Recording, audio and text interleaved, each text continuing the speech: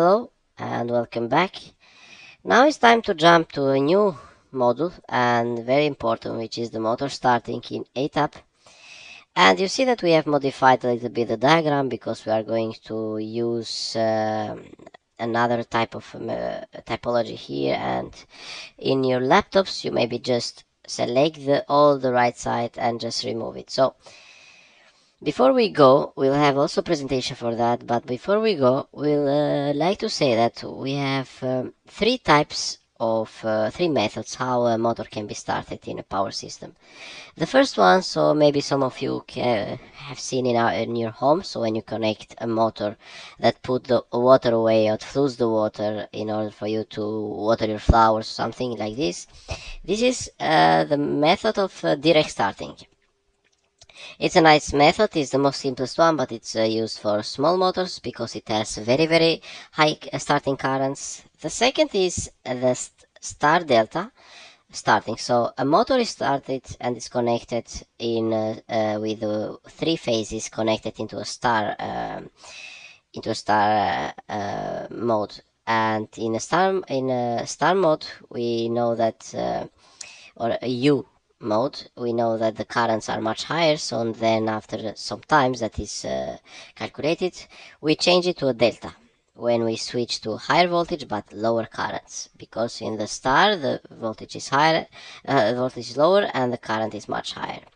And the third is the soft starter, when we change the voltage how we want based on the rectifiers and the diodes, and we do like a sawtooth wave, or we leave as much voltage as we can to the windings, and so we can control the speed and the start. So first, as we have done in the previous lectures, we will go now for the first thing we'll go for a technical let's say explanation. So we'll learn how to start a motor, and then we'll go to some other lectures when we can explain more advanced features of the motor starting like we have done before. So first of all, we have modified a little bit. We have changed this to 10. It depends, you can change how much you want, and make sure that you change the impedance. And here also you go to the second one and change it to 10, and make sure that you do here the same for the typical values and the 0.6 kilovolt busbar. Also, we change the short circuit ratio of the grid, that now you are very proficient to change it. And head here on the right and to go for the symbol M on the induction machine, and let's click OK and place it on the figure. So here is the induction machine, and let's check. First of all, we can connect, and let's check what can we modify inside. So we'll go for the name, which is motor 1. The busbar which is connected is a low voltage. We can put some equipment, let's say tags or explanation if we have here, and if we want. The application type is motor, not generator. Data type is default estimation, and the priority is critical when we do the simulation. It's a connection of 3-phase, and it's in service. The status is continuous. Also here in the nameplate, this is what you see, or what is called a datasheet, or when you go to a fabric and you see a big motor, it has a plate which is stamped by the manufacturer in the motor, and it shows everything. So here we can modify by horsepower, by kilowatt, and by so we can modify here by MVA or horsepower or kilovolt. So I would like to start a motor. Let's say we'll start a small motor about 1.5 kilowatt, and in the time that you put that and click somewhere, here you can see that automatically ETAP inserts a dialog window which asks that to say which are some typical nameplate. So those are mostly the standards. So if you see the NAC and FFR, this is manufacturer regulation, and this is NAC, which means for National Electrical Code. So you want to select which standard. You want to select the standard by calculations here, or by those calculations. I would like to go with the NAC first, and you see that automatically you have how much kilovolt machine is rated. so it's a little bit less than just for safety below the bus bar. You have a power factor of 82, the loading, efficiency of 66.8, and you see the RPM is 4. If you change the pulse, you can increase, for example, the RPM. So if you change it here, you have the formula, and you see existing. You see that it will go up to 3000 because the formula is 60, which is the rotation per minute, and multiplied by frequency, which is 50 hertz, and it will give 3000 by pole pairs, which is 1, because pole pairs it's always substitute by 2. So imagine we'll have here by 2, and we have 30,000 rotation per minute. And now we go to the impedances. So locate rotor dosas automatically from the nameplate. Those here are what you can change. If you have a datasheet, it will be even better. And if you have done a project or something, in the grounding, we'll need the connection to be the grounding open, and we go OK for that. The model, we can select the model from the library, so you have a lot more, and also in the nameplate you have the library where you can select a lot of models here that are directly modeled by ETAP.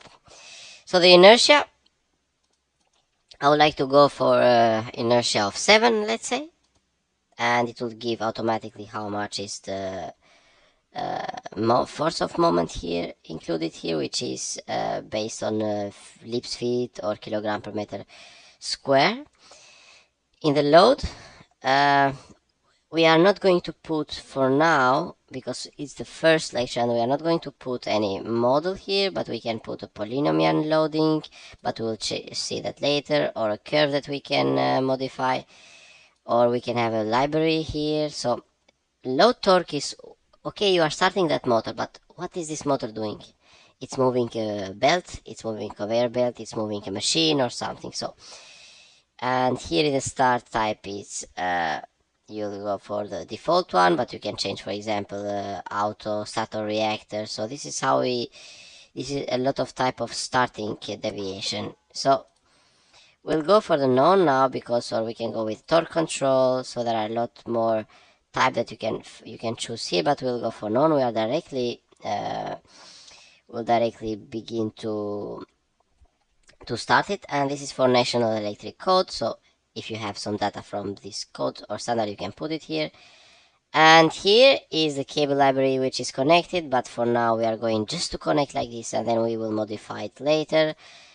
And we didn't choose a cable, so we cannot change here nothing. And in the protection, also here, based on the standard that we choose, those are the default protections, so it cannot pass, for example, this kind of voltage and this lower voltage, and reliability remarks will leave as a default.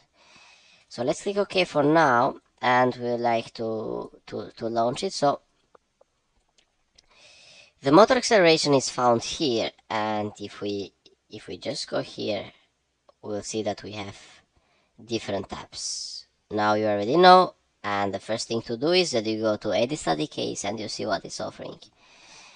So everything that is here is the same with the load flow, so we are not going to talk about this now, because the first ETAP calculates a load flow before going to more details, and then perform the motor starting. The event now.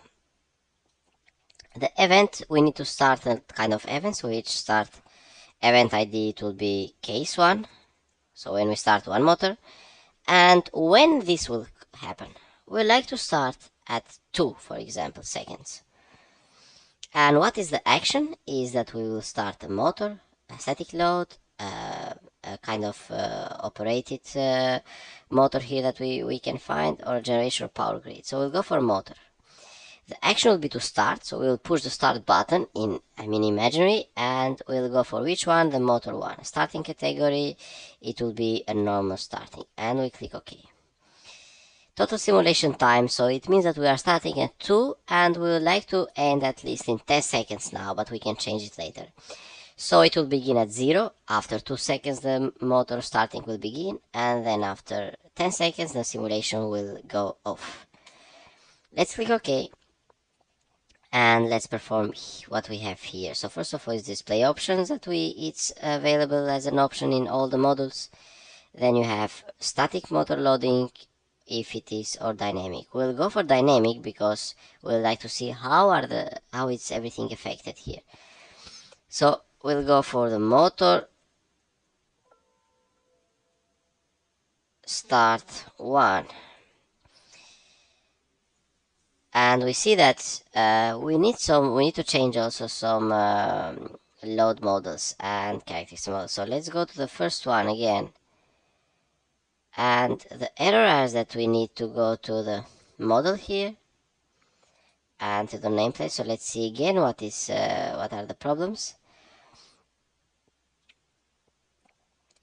So load model is required for dynamic or transient. So let's try with the other one, and let's go for a static one. Then we will change some parameter later. Okay, so here we'll go for the starting now, and we'll say that the motor starting time slider will go up to 10. So the message log has started, and the starting is done.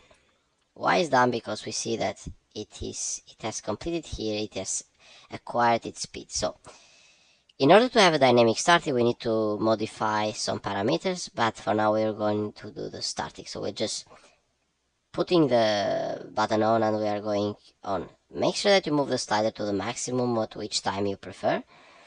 And the next you can see here is the motor starting plot. So let's see what has happened with the currents of the motor or the currents of the grid. So everything that we need to see is in the so-called motor starting plot. So we just need to wait a little bit until it's being utilized, and it will show up in a minute. Make sure that you move also the slider each time. So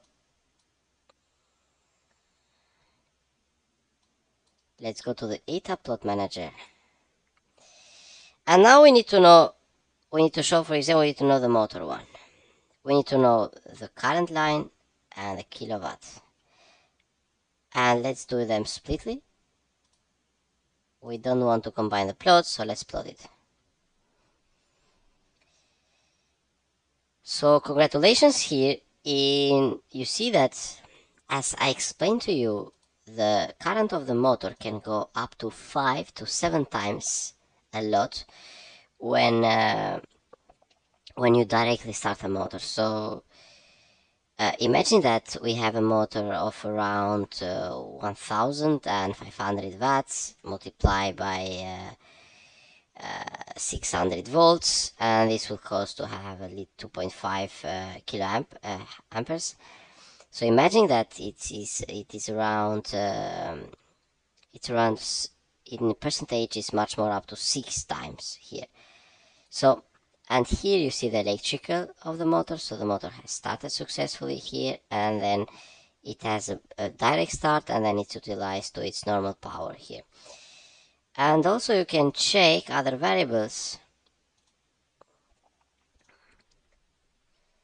by going to the grid to see what is happening with the grid. And we'll go for the current and the voltage. So let's plot, and you see that the grid has suffered this kind of starting motor because it was a direct start. So let's see what happens when we modify, for example, when we modify the grid and we go for a short circuit of not 100 but at least 1000. And let's click OK.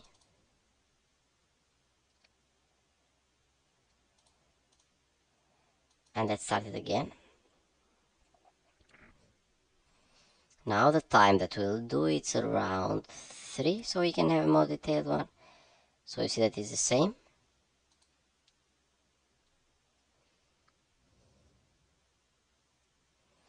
And let's wait for the results now.